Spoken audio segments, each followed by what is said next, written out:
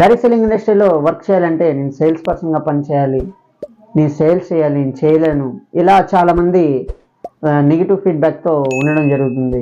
అసలు sales person ఎవరు, direct seller ఎవరు, ఈ రెండింటికి ఒక ఎగ్జాంపుల్ ఇస్తాను.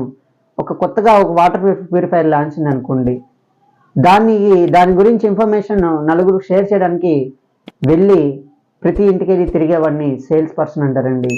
కానీ డైరెక్ట్ సెల్లర్ వేరు. డైరెక్ట్ సెల్లర్ ఏం చేస్తారు, ఎక్కడైతే ప్రాబ్లం ఉందో, సపోజ్ ఒక వ్యక్తి గుండె నొప్పితో బాధపడుతున్నాడు, ఒక 10 సంవత్సరాల నుంచి ఇంగ్లీష్ మెడిసిన్ వాడుతూ ఉన్నారు, కానీ వాళ్ళకి రిజల్ట్ అనేది ఏం రావట్లేదు.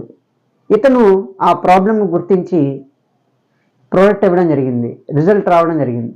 ఆ ప్రోడక్ట్ని, ఒక సర్వీస్ని ఆఫర్ చేశారు కదా. ఇది డైరెక్ట్ సెల్లర్ చేసే పని. డైరెక్ట్ సెల్లింగ్ ఇండస్ట్రీలో ఈ పని చేయాలండి.